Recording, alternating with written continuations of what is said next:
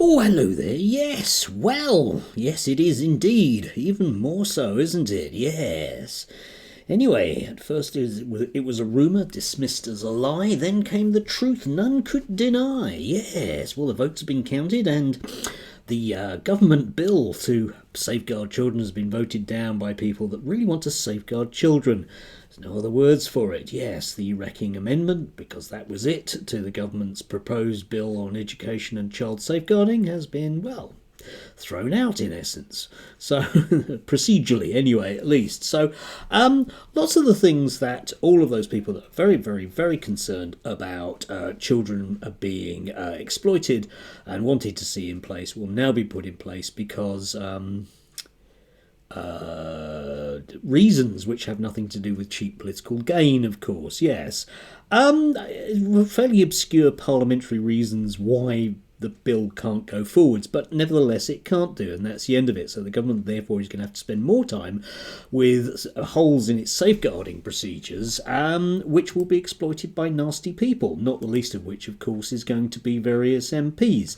Name no names, but I might just crop up later. And of course, most of this stuff simply won't be reported because of the nature of, well, everything about the UK. Maybe we should run it past Elon Musk first. Some of the things that were being reported yesterday really were quite astounding. I did have to smile at this in the Daily Telegraph, naturally, because if you really want to find out what's going on, well, you can't really. Certainly not there. This one. A vacuum of accountability on grooming gangs scandal must end, says Bradford MP. A vacuum of accountability regarding the grooming gang scandal must come to an end, an MP in the Bradford area has said. That's a slight rewording of it, isn't it? Robbie Moore, the Conservative MP for Keighley and Ilkley, said the demands of the inquiry were not about party politics, but about the difference between right and wrong. Yes, or indeed about the difference, which is about 15 miles, because Bradford and Keighley was expressly designed in the Thatcher era to make sure that, well, they had a Tory MP in their area. Now, Keighley is quite an Asian area, but Ilkley is effectively Twickenham on Wharfdale. I used to live there. Yes, a bit of farcical and far-fetched reporting, but of course you can't actually find Tory MPs in urban areas, so they have to kind of bend the rules. Talking of bend the rules, of course, we had the edifying spectacle of luminaries from the Reform Party. I did like this from Rupert Lowe. Number of girls raped by grooming gangs may well be in millions, said nobody ever apart from him. This appears to be something that has come out of Elon Musk on Twitter, which is simply now being bandied around as a factual thing. One might argue we would need an inquiry to find out, but how exactly would you find out? And anyway, if you did have an inquiry, all people like Rupert Lowe would say that it wasn't, his findings weren't correct because of the wokists, the police, and everyone else had done it wrong. And just to remind those of you out there that feel like commenting on this in a kind of negative way about what I'm saying, we have had an inquiry into the grooming gangs, and it was decided that a number of things needed to be put in place, preferably in a hurry. And certain Tory MPs, government ministers at the time, just decided to sit on their hands with it. And we can list them, the ones that have been active this week. But it's worthwhile just pointing out the actual leader of the Conservative Party, who was the actual government minister for children, who actually decided it was rather more important to meet Rosie Duffield on a number of occasions and have a long chat with Maya and the rest of them from Sex Matters, being very, very worried about a handful of children who may or may not be on puberty blockers, because that was her actual priority. And in fact, when you look at Keir Starmer, he does have a track record of actually implementing stuff on this when it was run past his desk, which is something you definitely can't say about Kemi Badenoch.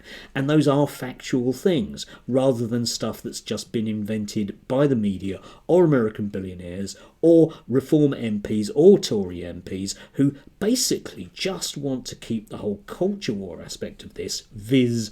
The racist aspect of it, going as far as possible, because it means, therefore, that what we can do is really, really ramp up that racist rhetoric, which we will see a lot more of.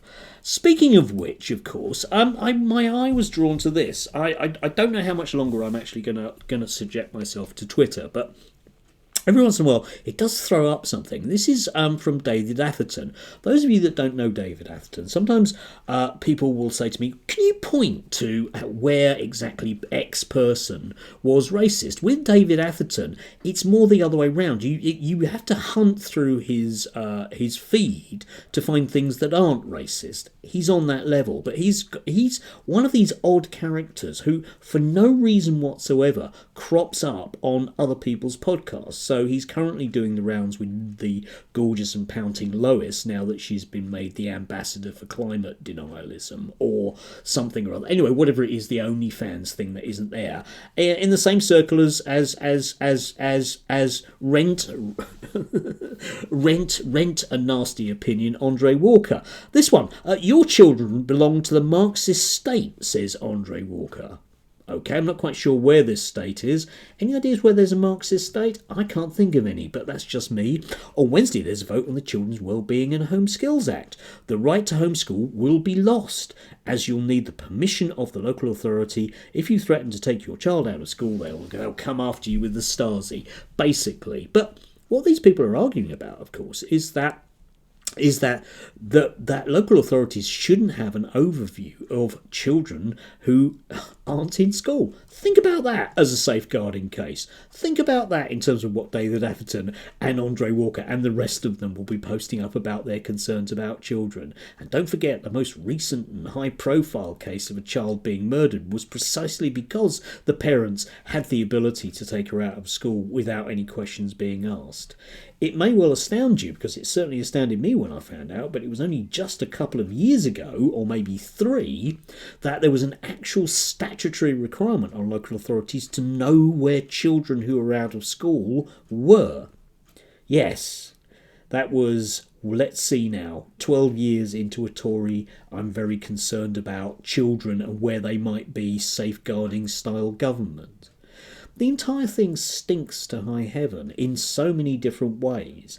Yeah, and we're not going to get a change in this soon because it very, very, very, very, very neatly plays into the rather nasty media and rather nasty MP side of our British politics, and it will simply run and run and run, and the language will get more and more and more outrageous. And in the meantime, I'll, along with a lot of other people, be picking up the pieces with no new bits of legislation which might well have helped. Still, it's only me, eh? Who cares, eh? Who cares about the kids? Well, certainly not the Conservative Party. And if anyone wants to argue with me about whether or not the Conservative Party really cares about children, we'll have a nice long chat about child poverty figures.